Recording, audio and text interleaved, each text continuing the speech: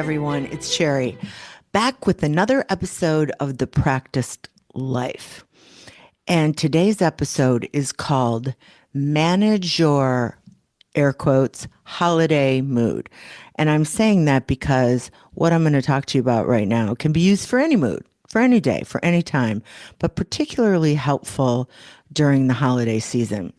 And so I'm going to start by saying, for those of you who have followed Abraham Hicks, spiritual practice for me, it is a collective unconscious channeled by Esther Hicks. And I've probably been listening to Abraham for 20 years now, at least 20 years. And nothing to join, nothing, you can go to events, not go to events, listen, don't listen. It's been the most consistent source of quantumly based spiritual material that I have ever found, and it certainly informs my life. So I remember one day I was listening to, at the time, I started with cassettes, I moved on to CDs. I think this was a CD in my car, and somebody asked Abraham, what's the secret to the universe, the secret to happiness, the secret to everything? And Abraham said, I can answer that in 3 words: manage your mood. And I think I had to pull over to the side of the road because I knew it was big. I knew that was a big thought, a big, deep, wide, expansive thought. And listen, I've been unraveling it and unpacking it for years. But basically what that means is the laws of the universe apply, whether you decide they do or not. They just do, just like gravity. You don't have to decide that you believe in gravity for gravity to be affecting you. And the same is true of the other laws of the universe, which is that which is like itself is drawn to. It attracts it. It is the ultimate law of attraction. I think it got a bad rap with The Secret, which I think the coming out, the publication of The Secret was a world event. Now everybody's going to tear at the light a little bit, but and there aren't buts to it. That's the thing. Yeah, The Secret's true, but no, there really isn't. It really is. The universe meets you where you are. So what does that mean anyway? To me, it means the universe meets me where I am hovering vibrationally. Where is my energy? What is the story I'm telling myself? And how do I create that energetic level? I create it by what I bring into my life and what I think about it. For instance, I find it very, very unlikely that you can be a match to a brilliant, joyous, abundant life if you are constantly ingesting betrayal and murder and mayhem and sadness and darkness. I just think it would be really hard to overcome that. So when I say manage your mood, in Abraham speak, what I'm saying is look at all the ways you impact where your energy level is hovering. Your mood is a result of the energy level you're creating. It's just a result of that. It is as Abraham would say, an indicator where you stand. Where are you at right now? What are you a match to right now? And it doesn't mean you need to be tra-la-lying down lollipop lane, but it does mean that you need to feel satisfied, to be in the upper half of the emotional scale, which is satisfied, content, appreciative. And of course you can move on to passion and joy and excitement and enthusiasm and all those things.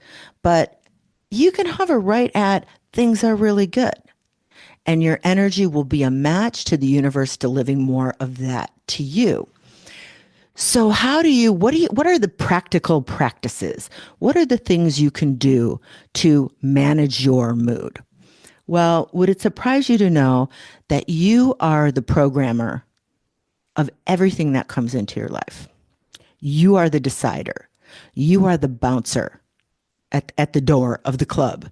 You are the bouncer. So you are deciding what you're going to scroll through, what you're going to watch on TV, what you're going to read. You are deciding what you're going to listen to. You're you are deciding who's going to be in your inner circle. Is it a bunch of grousers or is it a bunch of uplifters? Are you reading things that lift your spirit? Or are you reading things that tear other people down, filled with complaints and doomsday scenarios? So you really do decide those things. You are the programmer of your life experience. So I'm going to pivot now to the holidays because I'll be talking about this all the time. This manager mood thing is so big, I can't cover it in 10 minutes. I am unpacking it for myself and I'm realizing it's the most practical bit of advice I've ever gotten on how to move through this human experience. Manage your mood. And the reason we find it difficult is because we've been practicing something else most of our lives, including, I know I have. I have been practicing letting whatever's going on externally impact me, and then my mood is impacted and overridden by what's happening externally. And next thing you know, I'm in a bad mood. It's just the way I am. I'm in a bad mood. I'm in a bad mood because I am letting everything outside of myself literally program how I'm going to feel in every moment. Not so anymore. With a little bit of focus, you can turn that song around in a second. With just a little bit of focus, you can say, I'm going to manage my mood. I'm going to turn off cable news for a bit. I am going to put on some songs, create a little playlist that uplifts me. I am going to think about things. I'm going to curate my memories and think about things that make me feel good and joyful. I'm going to sit down and think about everything in my life that's working. I'm going to play some games that remind me that I'm in a good spot and all is well and getting better all the time. Now, if I'm going to pivot to the holidays, here's what I'd say. These are some of the things I'm doing. See what lands, try some things, just try something new. Don't let the holiday mood be determined by things outside of you, by old sad stories, by the Tiny Tim crutch in the corner of all the loved ones who aren't here anymore, all the crappy Christmas morning memories that you might be carrying around. Instead, literally program the rest of this month for yourself. For instance, think about, like, there's easy things. Try a new kind of tea. Sit yourself in front of a fireplace or a candle and take 10 minutes and just be in presence for that. Now, that sounds like, well, what's that going to do? Try it. You'll see. All of a sudden, your nervous system calms down. You feel like you're caring for yourself. You're like, this is nice to take a moment like this. Some other things. Curate a new playlist. Instead of the holiday songs that drop your chin to the ground, I'll be home for Christmas but only in my dreams, maybe there's some more upbeat things that you can put on your playlist. At the end of this podcast, I'm going to tell you where you can go to get my 2 brand new playlists for this holiday season. You might like them. That might be helpful. Then what you want to do is do the opposite of what you've always done. So if you've never gone to see the Nutcracker during the holidays, grab yourself a ticket. Go to see the Nutcracker. That's what I'm doing. Never seen it. Always wanted to. Never have. I might go and never do it again. But I'm going to give myself that different experience this holiday season. I can't wait. I'll tell you all about it down the road. If you've never been to an art museum in your town or city, go. Just try it. If you've never strung cranberries to wrap around a pole or your tree or put on your mantle, try it. If you've never had caviar and champagne, maybe this year you try it. Maybe you look it up and you make the little biddies and the little chopped egg and you get the little caviar, all kinds of different ones. See if you can, find the one you can afford, the little toast, get a little bottle of sparkling wine. Just try it. That might be something you try. If you've never had an eggnog latte, go find one. Give yourself an eggnog latte. Have that experience. If you've never driven around looking at lights on people's houses, now that's not so much this, it was big when I was a kid, but I did that the other night and I'm like, this is fun going around and seeing people's creativity. Go do it. If you've never made a Yule log cake, make one. I've never made it, but it's not something I'm going to do. But if you're a baker, make one. Look it up. Martha's got a good recipe. If you've never been ice skating, find a patch of ice, go ice skating. Find your fireplace moments. Google some holiday movies and watch one you haven't seen. Try a new recipe. Find a new song. Find a new way of moving through these days that aren't so I call it the holiday rut. You get in such a rut and then it's like the memories and the and here's what I'm missing and all those good old days that maybe weren't so good. All I'm saying is this, join me in this practice. I got this holiday and I've got these days and I'm going to program them with things and activities that make my spirit soar.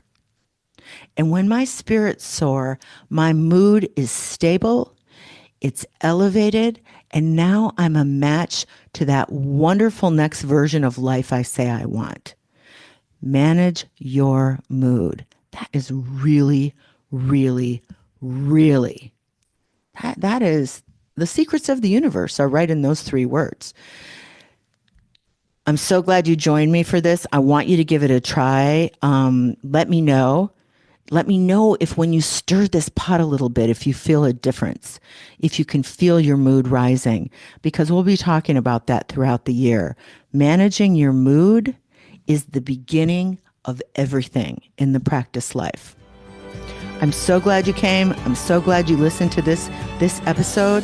If you would like free access to my 2 new playlists, one's all Christmas music and one beautiful instrumentally winter soundscapes that when you're having that tea in front of the fireplace, it would be perfect for that. Go to sherrysalata.com/free network. You'll be given instructions to hop onto the free front porch of my bigger network and you'll see right there. Free playlists, there's some free downloads, there's some free practices, there's all kinds of gifts there for you that I want to share. You can also get the podcast a day early. So happy holidays, however you celebrate. Make these holidays your own. Thanks for listening, everybody.